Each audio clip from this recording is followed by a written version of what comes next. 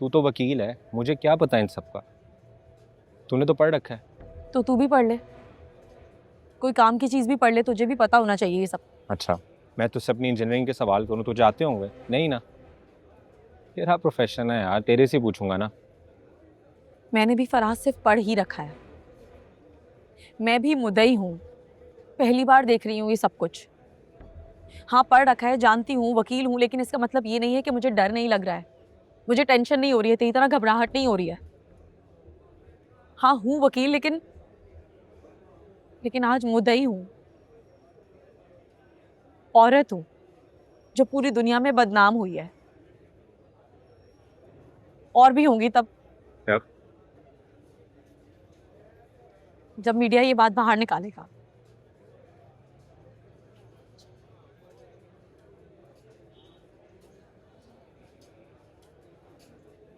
अगर तुझे डर लग रहा है तो तेरा हाथ पकड़ लूं पाकिज़ा?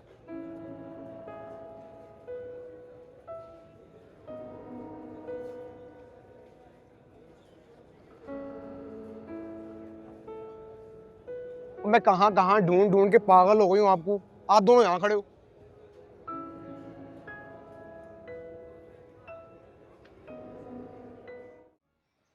ओए होए होए होए होए, यासीन की माँ तो हाथों से निकली जा रही थी और फिर बेहोश होके गिर गई। वो डॉक्टर की बीवी ने एम्बुलेंस को फोन करके बुलाया है।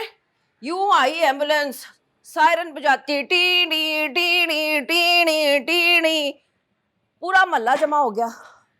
अकबर तुझे नहीं आवाज आई सायरन की?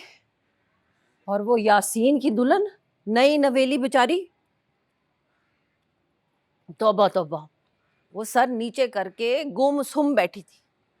ये डॉक्टर की बीवी भी बड़ी जालिम है, बोली देखो इसको आपा कैसे सर झुका के चुपचाप बैठी है। लगता है यासीन की गिरफ्तारी की खुशी हो रही है इसको। मुझे क्यों सुना रही हैं? कर रही हैं अपनी मर्जी तो चुप करके बैठे। तुझे तो मैं यूं सुना रही हूं अकबर कि दुनिया बड़ी जालिम है, बड़ी जालिम है दुनिया। जालिमों को और गुनाहगारों को बख्श देती है। बख्श भी क्या देती है? वो आया करता था ना यासीन, कैसे मजे से यहाँ पे सैन में तेरे साथ बैठा करता था, बातें करते थे तुम दोनों, हम लोग चाय पानी भी पूछ लिया करते थे। लेकिन तुझे, मुझे, तेरे अब्बू जी को, असगर को, हमारी पाकीज़ा को किसी ने नहीं बख्शा। सबने सजा दी, हमने खुद भी अपने आप को सजा दी। और वो यासीन, उसके जुल्म का, उसके गुनाह का बदला लेने की हमें किसी में हिम्मत नहीं थी। और फिर जो आज वो बेगुनाह बेकसूर यासीन की माँ बेहोश होके गिरी है और एम्बुलेंस आई है उसे लेने के लिए, टीणी टीणी टीणी, पूरा मोहल्ला जमा होके देख रहा था। तुझे नहीं आई आवाज? तू भी आ जाता, तू भी आ जाता, पर तू तो सो रहा था, तेरी नींद गहरी है ना। तू आके देखता, उस बेहोश औरत को एम्बुलेंस तक पहुंचाता तू आके।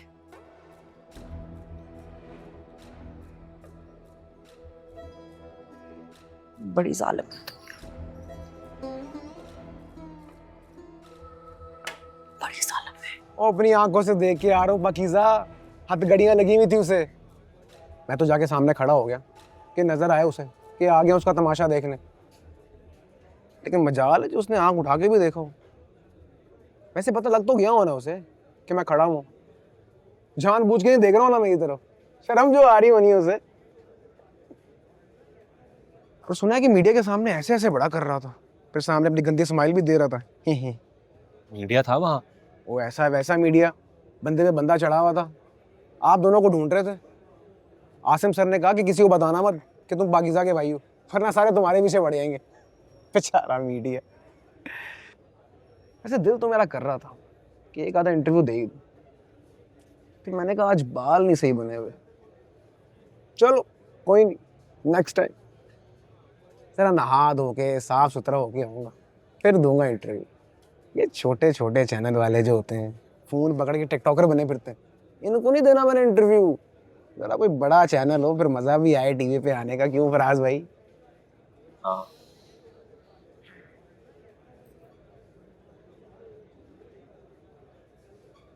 तो बस देखेंगे तमाशा हमारा टीवी पर।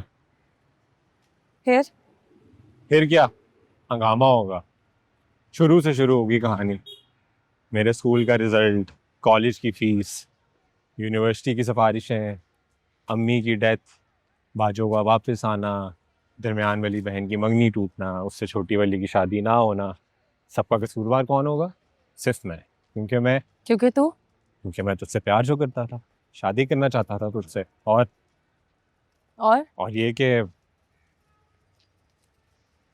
ये कि तुझे पता तो है सब कुछ पाकीज़ा।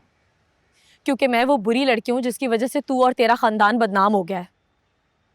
इस सदमे की वजह से तेरी अम्मी की डेथ हो गई है, बाजू मैं के आके बैठ गई है। तेरी दोनों बहनों की शादी का तो सवाल ही पैदा नहीं होता।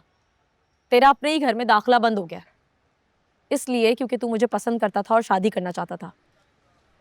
नहीं फराज, ये सब कुछ इसलिए हुआ है क्योंकि मैं वो बुरी लड़की हूँ जो होटल के कमरे में तेरे साथ गुलछड़े उड़ा रही थी, और अब तुझे यहाँ अदालत ले आई है मजीद रुस्वा होने के लिए, जलील होने के लिए। क्या बकी जा रही है? मैं अपनी मर्जी से आया हूँ यहाँ। मेरे लिए आया है, मेरी वजह से आया है, क्योंकि मैं हूं ना गुनहगार, मैं हूं कसूरवार, मैं हूं जालिम, और मजलूम भी मैं हूं। तुम सब तो मासूम हो ना, इज्जतदार हो, बेगुनाह हो। क्या किया है मैंने जो तुम मुझे ऐसे बोली जा रही है?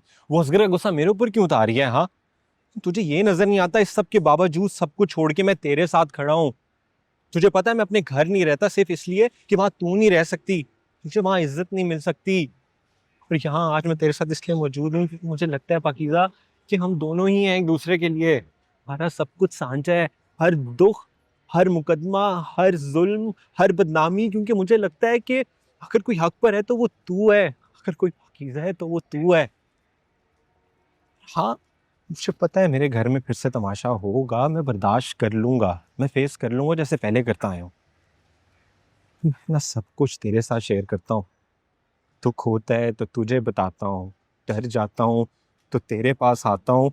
इसलिए नहीं कि मैं दुख दर्द बर्दाश्त नहीं कर सकता, मैं घबरा जाता हूँ इसलिए नहीं, बल्कि इसलिए कि मुझे लगता है कि यार पाकीज़ा सिर्फ तू ही तो है यार, जिसको आके मैं अपना दुख सुना सकता हूँ, जिसको बता सकता हूँ कि पाकीज़ा डर लग रहा है, घबराहट हो रही है, दुख रहा है यार।